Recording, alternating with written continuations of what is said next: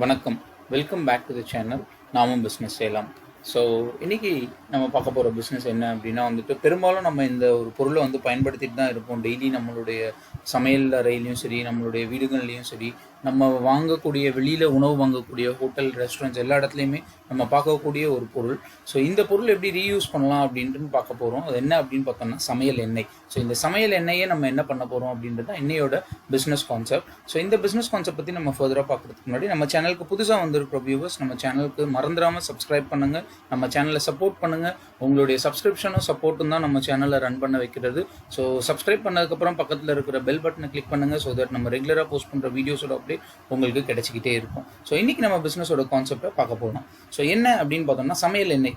சமையல் எண்ணெய் அப்படின்றது நம்ம பெரும்பாலும் பார்த்தோம் அப்படின்னா நம்ம உணவுக்கு தினம் பயன்படுத்திக்கிட்டு இருக்கோம். ஸோ வறுக்கிறதுக்கு, பொரிக்கிறதுக்கு, தாளிக்கிறதுக்கு எல்லாத்துக்குமே நம்ம வீடுகளில் பயன்படுத்திகிட்டு இருக்கோம். இதை தவிர பார்த்தோம்னா நம்ம ஹோட்டல்ஸில், ரெஸ்டாரண்ட்ஸில் வாங்கக்கூடிய உணவு வகையிலும் சரி, அதுக்கப்புறம் சிப்ஸு, ஸ்நாக்ஸு, அதுக்கப்புறம் பேக்கரிஸில் வாங்கக்கூடிய இந்த அடிஷ்னல் பொருட்கள், இந்த மிக்சர், அதுக்கப்புறம் பக்கோடா, இந்த மாதிரி எது நம்ம வாங்கினாலுமே அங்கே பயன்படுத்துறது என்ன அப்படின்னு பார்த்தோம்னா இந்த சமையல் எண்ணெய். ஸோ இது தவிர எங்கே பார்ப்பாங்கன்னா ஹோட்டல்ஸில், ரெஸ்டாரண்ட்ஸில், அதுக்கப்புறம் ஃபாஸ்ட் ஃபுட்ஸில், ஸ்ட்ரீட் வெண்டார்ஸில், பஜ்ஜி கடைகளில், ஸோ இந்த எல்லா இடத்துலையுமே யூஸ் பண்ணிகிட்டு இருக்கிற எண்ணெய் என்ன பண்ணுறாங்க இந்த எண்ணெயை. ஸோ இந்த எண்ணெய் அப்படின்றத பார்த்தோம் அப்படின்னா உடம்புக்கு நம்ம நல்லது அப்படின்ட்டு சொல்கிறத விட இந்த எண்ணெயை மோர் தேன் 2 வாட்டி இல்லை 3 வாட்டிக்கு மேலே பயன்படுத்துறது அசாட் அப்படின்னு சொல்லுவோம். ஸோ எப்படியாப்பட்டவங்களா இருந்தாலுமே உடம்புக்கு எண்ணெய் அப்படின்றது ஒரு குறிப்பிட்ட அளவில் தேவை. அது அதிகமாக போகும்போது கொலஸ்ட்ராலாக மாறிடும் அப்படின்றது தான் சயின்டிஃபிக்கலாக சொல்லப்படுறது. ஸோ இதை தவிர என்னன்னு பார்த்தோம்னா இது 3 தடவைக்கு மேலே இதை பயன்படுத்தக்கூடாது. அப்போ அந்த எண்ணெயை என்ன பண்ணலாம்? ஸோ இந்த எண்ணெயை என்ன பண்ணுறாங்க அப்படின்னா பார்த்தோம்னா பெரும்பாலும் இதெல்லாம் டிஸ்போஸ் செய்யப்படுது. டிஸ்போஸ் அப்படின்னா ட்ரெயின் செய்யப்படுது. ட்ரைனேஜ்லேயோ இல்லை அன்வான்ட்லேயோ எடுத்து கொட்டப்படுது. ஸோ இது கொட்டுறது நம்ம என்வாயன்மெண்ட்டுக்கு நல்லதா அப்படின்னு பார்த்தோம்னா கண்டிப்பாக நல்லது கிடையாது. ஸோ இதனால் என்ன ஆகுது அப்படின்னா நம்ம நேச்சர் எக்கோசிஸ்டம் அஃபெக்ட் ஆகுது. இந்த எண்ணெயை திருப்பி நம்ம எக்கோசிஸ்டமில் இந்த மாதிரி வேஸ்ட்டாக மண்லேயோ இல்லை வேறு இடத்துலையோ ஊற்றி நம்மளுடைய எக்கோசிஸ்டம், அந்த என்வாயன்மெண்ட்டை ஸ்பாயில் பண்ணக்கூடாது அப்படின்றதுக்காக கவர்மெண்ட் எடுத்துகிட்டு வந்திருக்கிற ஒரு திட்டம்னா பயோ டீசல், பயோ ஃபியூயல் அப்படின்ற ஒரு திட்டம். ஸோ இது மூலியமாக என்ன பண்ணுவாங்க அப்படின்னா பார்த்தீங்கன்னா இந்த திட்டம் மூலியமாக ஃபுல்லாக த்ரூ அவுட் எங்கெங்கெல்லாம் நம்ம இந்த சமையல் எண்ணெயை பயன்படுத்துகிறோமோ இதை மொத்தமாக கலெக்ட் பண்ணிவிட்டு அதை பயோ டீசலாகவும் பயோ ஃபியூயலாகவும் மேனுஃபேக்சர் பண்ண போகிறாங்க. ஸோ இதுக்கான ஜியோ ஆல்ரெடி பாஸ் பண்ணிவிட்டு சென்ட்ரல் கவர்மெண்ட் லாஸ்ட் இயர் ஆகஸ்ட்டில் ரிலீஸ் பண்ண ஒரு பிளானோட ஸ்கீம் மூலியமாக பிஸ்னஸ் ஆப்பர்ச்சுனிட்டி தான் இது. ஸோ இதோட பிஸ்னஸ் ஆப்பர்ச்சுனிட்டி என்னன்னு பார்த்தோம்னா biodiesel manufacturing, biofuel manufacturing setup பண்ண வச்சுருக்காங்க. அண்ட் 3 பப்ளிக் கார்பரேஷன்ஸ் இருக்கு இல்லைங்களா, நம்ம Indian Oil, Bharat Petroleum, Hindustan Petroleum. So இந்த மாதிரி 3 கம்பெனி இணைந்து அவங்க டெண்டர் கொடுத்து அவங்க ரெகுலராக இந்த பயோஃபியூயல் மேனுஃபேக்சரர் கிட்ட இருந்து 2 வருஷத்துலேருந்து 3 வருஷத்துக்கு மிகாமல் ₹52 வரைக்கும் அவங்கள்ட்ட இருந்து பயோஃபியூயலை வாங்கிப்பாங்க மேனுஃபேக்சர் பண்ணுறவங்கள்ட்ட இருந்து அப்படின்றது சொல்லியிருக்காங்க. இப்போ இந்த பயோஃபியூயலை செட்டப் பண்ணோம் அப்படின்னா அது ஒரு பெரிய ப்ராஜெக்ட்டுங்க, பல கோடி இன்வெஸ்ட் ஆகும் நமக்கு. ஸோ அந்த விஷயம் நம்ம அடுத்தது பார்ப்போம். இப்போ நம்ம பார்க்க போகிறது நமக்கு உகந்த மாதிரி நம்ம சின்ன லெவலில் பிஸ்னஸ் என்ன பண்ணலாம் அப்படின்ட்டு பார்த்தோம் அப்படின்னா நம்ம பண்ணக்கூடிய வகையில் நம்ம பண்ணுறது என்ன அப்படின்னா கலெக்ட் பண்ணுறது. இந்த ஆயில் எப்படி கலெக்ட் பண்ணலாம். ஸோ நம்ம பார்த்தோம்னா நம்ம ஏரியாவில் சுற்று வட்டாரத்தில் நிறைய இடத்துல நம்ம இந்த ஆயில் பயன்படுத்துகிறவங்கள பார்ப்போம். ஸோ அவங்கள நம்ம அப்ரோச் பண்ணி அவங்கள்ட்ட இருந்து அந்த ஆயிலை கலெக்ட் பண்ணி இந்த மேனுஃபேக்சரர்ஸ்க்கு கலெக்ட் பண்ணுறதுக்குன்னு அக்ரிகேட்டர்ஸ் அப்படின்னு இருப்பாங்க. அதாவது பெரிய பெரிய தொழில் நிறுவனங்களுக்கு கலெக்ட் பண்ணி கொண்டு போய் மொத்த விலையில் கொடுக்குறவங்க அப்படின்ட்டுன்னு அவங்கள அக்ரிகேட்டர் அப்படின்னு நம்ம சொல்லுவோம்.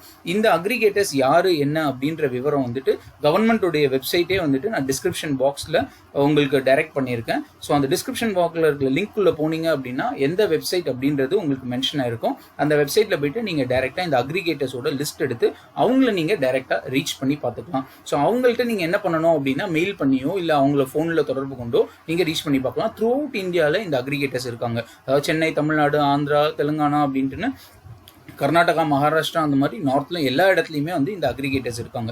இவங்களை நீங்கள் தொடர்பு கொண்டுட்டு அவங்க என்ன ரேட்டுக்கு எடுக்கிறாங்க அப்படின்றத பார்த்துட்டு அவங்க கிட்ட நீங்கள் கொடுக்கணும். அவங்க என்ன ரேட்டுக்கு எடுக்கிறாங்க அப்படின்னு பார்த்தீங்கன்னா இன்னைக்கு மார்க்கெட் ரேட்டில் இந்த பயோ ஆயில், அதாவது அந்த ரீயூஸ்ட் ஆயில் அப்படின்னு பார்த்தோம்னா ₹40 வரையும் ஒரு மெட்ரிக் டன் போகுது. ஸோ நமக்கு அவங்க எடுக்கிற காஸ்ட் என்னன்னு பார்த்தோம்னா, ஏன்னா நம்ம அவங்க அளவுக்கு மொத்த விலையில் அதாவது மொத்தமாக லாட்டில் பண்ண மாட்டோம். அவங்க டன்ஸ் அண்ட் டன்ஸில் பண்ணுவாங்க. நம்ம அட்லீஸ்ட் 1 or 2 டன்ஸ், அதிகபட்சமாக 5 டன் வரையும் தான் நம்ம பண்ண போகிறோம். ஸோ நம்ம இப்போ பண்ண போகிறோம் அப்படின்னா வந்துட்டு 5 டன்லேருந்து 50 டன் அப்படின்ட்டு நம்ம மொத்தமாக பண்ணும்போது நம்மளுடைய காஸ்டிங் எவ்வளோ இருக்கும்னா ஆவரேஜாக 10-15லேருந்து 25 ரூபா வரையும் மார்க்கெட் ரேட் அவங்க எடுத்துக்குவாங்க.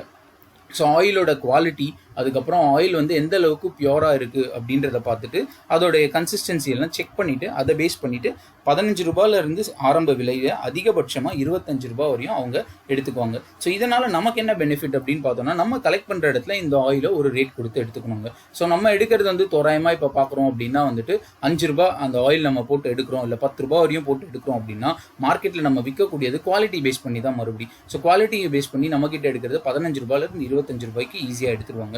ஸோ இந்த 15 ரூபாயிலிருந்து 25 ரூபா எடுத்தோம்னா ஒரு டன்னுக்கு நமக்கு 10,000லேருந்து 25,000 லாபம் வரும். ஸோ நம்ம மந்த்லி டார்கெட் அப்படின்னு பார்த்தோம்னா வந்துட்டு 20லேருந்து 50 டன் பண்ணணுன்றது தான் நம்ம டார்கெட் வச்சுக்கணும். ஸோ இதை நம்ம எப்படி அச்சீவ் பண்ண முடியும், இந்த 20லேருந்து 50 டன் பண்ணுறதுக்கு அப்படின்றத நெக்ஸ்ட் நம்ம இப்போ ரீச் பண்ணலாம். இந்த 20லேருந்து 50 டன் நம்ம ரீச் பண்ணும்போது என்ன ஆகும் அப்படின்னா வந்துட்டு 2 லட்சம் ரூபாயிலிருந்து 5 லட்சம் ரூபாய் நமக்கு ஈஸியாக மார்ஜின் அப்படின்னா ப்ராஃபிட் அப்படின்றது கிடைச்சிரும். ஸோ இப்போ பையர் டீடைல்ஸ் வந்து நான் ஆல்ரெடி சொன்ன மாதிரி வெப்சைட்டில் கொடுத்துருக்கேன். நீங்கள் அந்த அக்ரிகேட்டர்ஸ் அப்படின்றவங்கள ரீச் பண்ணணும். ஸோ அவங்களை எப்படி ரீச் பண்ணணும் அப்படின்னா வந்துட்டு அந்த வெப்சைட்குள்ளே போனீங்க அப்படின்னா வந்துட்டு இந்த மாதிரி list view, map view, list of aggregators இருக்கும். ஸோ லிஸ்ட் வியூன்றது அந்த மேனுஃபேக்சரர். ஸோ மேனுஃபேக்சரரை நம்ம ரீச் பண்ணணும் அப்படின்னா நம்ம அக்ரிகேட்டராக இருக்கணும். ஸோ நம்ம அக்ரிகேட்டர் இல்லை, ஸோ நம்ம அக்ரிகேட்டர்ஸ் தான் லிஸ்ட் பண்ண போகிறோம். இந்த லிஸ்ட் ஆஃப் அக்ரிகேட்டரை நம்ம கிளிக் பண்ணணும். ஸோ கிளிக் பண்ணதுக்கு அப்புறமா வந்து பார்த்தோம் அப்படின்னா வந்துட்டு இந்த லிஸ்ட்டு ஓப்பன் ஆகும். இந்த பிடிஎஃப் டாக்குமெண்ட் இதில் பார்த்தோம் அப்படின்னா வந்துட்டு யார் யார் அக்ரிகேட்டர்ஸ்னு இந்த ரைட் சைடில் name of authorised collection agency aggregator இருக்காங்க, அவங்கள நம்ம தொடர்பு கொண்டு டைரெக்டாக கேட்போம். ஸோ அவங்ககிட்ட நம்ம இந்த மாதிரி சப்ளை பண்ணுறோன்றதை பேசி அவங்களுக்கு நம்ம சப்ளை பண்ண ஆரம்பிக்கணும். இப்போ சப்ளை பண்ணுறதுக்கு நம்ம கலெக்ட் பண்ணணும். எப்படி கலெக்ட் பண்ணோம் அப்படின்ட்டு பார்த்தோம் அப்படின்னா வந்துட்டு யூஸ்டு குக்கிங் ஆயில் ஹோட்டல்ஸில் போயிட்டு பேசணும். ஹோட்டல்ஸு, ரெஸ்டாரண்ட்ஸு, 5 ஸ்டார் ஹோட்டல்ஸு, அதுக்கப்புறம் நம்ம ஏரியாவில் இருக்க சின்ன சின்ன ஃபாஸ்ட் ஃபுட்ஸு, ஸ்ட்ரீட் கடைங்க, கேன்டீன்ஸு, சிப்ஸ் ஷாப்பு, அப்புறம் வந்துட்டு இப்போ ஹவுஸ் ஹோல்ட் கலெக்ஷன்ஸ் அப்படின்னு நம்ம முன்னாடியே நிறைய பிஸ்னஸ் பார்த்துருப்போம். வீடு வீடாக போய் விற்கிறதோ இல்லை வீடு வீடாக போய் கலெக்ட் பண்ணுறதோ, வேஸ்ட் கலெக்ஷன் கூட ஆல்ரெடி பார்த்துருப்போம். ஸோ அந்த பிஸ்னஸ் ஆப்ஷன் மாதிரி இதுவும் ஹவுஸ் ஹோல்ட்லேருந்து கலெக்ட் பண்ணுறது, அப்பார்ட்மெண்ட்ஸில் கலெக்ட் பண்ணுறது. ஹவுஸ் ஹோல்டில் பார்த்தீங்கன்னா வந்துட்டு தினம் தினம் கம்மியாக பயன்படுத்தினாலும் செலிப்ரேஷன்ஸு, ஒரு ஃபெஸ்டிவல்ஸு, ஒரு ஞாயிற்றுக்கிழமைகளில் இந்த மாதிரி பார்த்தோம் அப்படின்னா வந்துட்டு அங்கேயும் வந்துட்டு எண்ணெய் நிறைய சேரும். ஸோ அவங்க பயன்படுத்தினதும் வந்துட்டு மோர் தேன் 3 வாட்டிக்கு மேலே அது பயன்படுத்தக்கூடாது. ஸோ அப்படின்னும் போது அங்கேயும் வேஸ்டேஜஸ் இருக்கும். ஸோ இது இல்லாமல் அப்பார்ட்மெண்ட்ஸ்னா நார்மலாக ஒரு அப்பார்ட்மெண்ட் 2 அப்பார்ட்மெண்ட் இல்லாமல் ஒரு 200-300 அப்பார்ட்மெண்ட் இருக்கிற மாதிரி இந்த கம்யூனிட்டி பில்டிங், கம்யூனிட்டி ஹவுசிங் அப்படின்னு சொல்லுவாங்க இல்லையா. ஸோ அந்த மாதிரி இருக்கக்கூடிய இடங்கள்லையும் நம்ம அப்ரோச் பண்ணோம் அப்படின்னா வந்துட்டு ஹியூஜ் லெவலில் நமக்கு கிடைக்கும். ஸோ இந்த ஆயிலை வந்துட்டு நம்ம தரம் பார்த்து தான் எடுப்போம் எப்படி இருந்தாலும். ஸோ எந்த மாதிரி பியூரிட்டி இருக்குது, எந்த அளவுக்கு பயன்படுத்தியிருக்காங்க அப்படின்றத பேஸ் பண்ணி தான் நம்மளும் இந்த ஆயிலை கலெக்ட் பண்ணுவோம். இது கலெக்ட் பண்ணுறதை வந்துட்டு இந்த அக்ரிகேட்டர்ஸ் கிட்ட நம்ம மொத்தமாக கொண்டு போயிட்டு டிஸ்ட்ரிபியூட் பண்ணிடுவோம். ஸோ இப்போ அங்கே அக்ரிகேட்டர்ஸ் கிட்ட கொடுக்கறதுனால அவங்க அதுக்கப்புறமா அதை ஹோல்சேல் ரேட்டில் மேனுஃபேக்சரர்ஸ்க்கு எடுத்துகிட்டு போயிட்டு சப்ளை பண்ணிடுவாங்க. ஸோ இப்போ இதனால் என்ன நடக்குது அப்படின்னு பார்த்தோம் அப்படின்னா வந்துட்டு நம்மளுடைய யூஸ்டு ஆயில் அப்படின்றது வந்துட்டு நம்மளுடைய எக்கோசிஸ்டம்குள்ளே மறுபடியும் போகாது. ஸோ இப்போ நம்ம பயன்படுத்தின ஆயில் திரும்ப திரும்ப பயன்படுத்துறதுனால ஹெல்த் ஹசார்ட்ஸ் நிறைய வருது. ஸோ 3 தடவைக்கு மேலே அந்த ஆயிலை பயன்படுத்தும் போது அது பாய்சனாக மாறிடுது அப்படின்றதே ஒரு சயின்டிஃபிக் ரிசர்ச்சில் சொல்கிறாங்க. ஸோ இது இல்லாமல் என்ன நடக்குது அப்படின்னு பார்த்தோம்னா அதை வந்துட்டு நம்ம டிஸ்போஸ் பண்ணும்போது அப்படியே டைரெக்டாக லேண்டில் கொட்டுறதுனாலையோ இல்லை செடிகளில் கொட்டுறதுனாலையோ மண்ணுடைய தரம், மண்ணுடைய வேல்யூ, இல்லை நீரில் அது கலக்கும்போது நீருடைய வேல்யூ டோட்டலாக வந்துட்டு ஸ்பாயில் ஆகுது. ஸோ அது வந்துட்டு ஹெல்த்துக்கு ஹசார்டாக போய் முடியுது. அந்த தண்ணி வந்து பயன்படுத்தினாலோ இல்லை அந்த தண்ணி வந்து வேறு வகையில் மண்ணுக்கு போகும்போது அதிலிருந்து வரக்கூடிய செடிகள், அந்த மண்ணுடைய வளம் எல்லாமே வந்துட்டு பாதிக்கப்படுது. அதனால் வந்துட்டு கவர்மெண்ட் கொண்டு வந்த திட்டம் தான் இது, ஆயிலை ரீயூஸ் அதாவது பண்ணக்கூடாது, டிஸ்போஸும் வந்துட்டு வேஸ்ட் பண்ணக்கூடாதுன்றதுக்காக எடுத்துருந்த திட்டம். இதை தவிர நம்ம இதை எப்படி ஆர்கனைஸ் பண்ணலாம் அப்படின்னு பார்த்தோம்னா வந்துட்டு சின்ன சின்ன இடங்களில் கடைகளில் வந்துட்டு டெய்லி போய் நம்ம கலெக்ட் பண்ண முடியும்னா முடியாது. அப்போ என்ன பண்ணலாம்னா அங்கே இந்த மாதிரி ஒரு டின்ஸை ஆர்கனைஸ் பண்ணி வச்சிடலாம். ஸோ நம்மளால முடியும் ஒரு ட்ரம்மோ இல்லை டின்னோ ஆர்கனைஸ் பண்ணி வைக்க முடியும்னா இந்த மாதிரி ஆர்கனைஸ் பண்ணி வச்சிட்டோம் அப்படின்னா அங்கே அவங்கள வந்துட்டு கண்டினியூஸாக அதை வந்துட்டு ஃபில் பண்ண வச்சுட்டு வீக்லி ஒன்ஸ் கூட நம்ம இதை போயிட்டு கலெக்ட் பண்ணிக்கலாம். ஸோ வீக்லி ஒன்ஸ் இந்த மாதிரி பேரல் கலெக்ட் பண்ணும்போது இந்த பேரல் பார்த்தோன்னா ஒரு 150 லிட்டர்ஸ் கிட்ட வரும் அப்ராக்சிமேட்டாக. ஸோ இந்த மாதிரி நம்ம ஒரு 10 இடங்களில் வச்சோம் அப்படின்னா வாரத்துக்கு நமக்கு எப்படி பார்த்தாலும் ஈஸியாக வந்துட்டு ஒரு 1.5 டன் கிடைச்சிரும். ஸோ இதை மாதத்தில் நம்ம பார்க்கும்போது வந்துட்டு 4-5 டன் நம்ம ஈஸியாக எடுத்துட முடியும் ஒரு 10 கடைகளில் ஸ்பெசிஃபிக்காக வச்சோம்னாலே.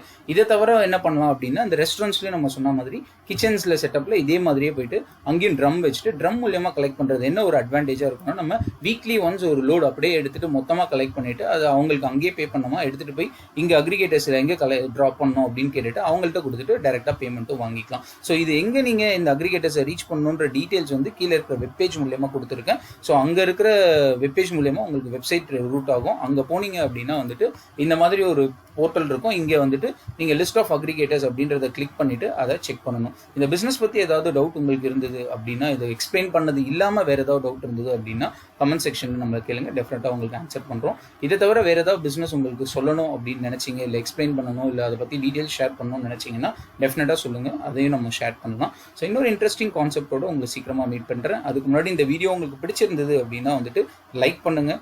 உங்களுக்கு ஷேர் பண்ணணும் அப்படின்னு தோணுச்சுன்னா ப்ளீஸ் ஷேர் பண்ணுங்கள். நீங்கள் ஷேர் பண்ணுறது உங்களுக்கு ஈஸியாக இருக்கலாம், பட் அதை டெஃபினட்டாக இன்னொருத்தருக்கு லைஃப் சேஞ்சிங் வீடியோவாக அமையலாம்.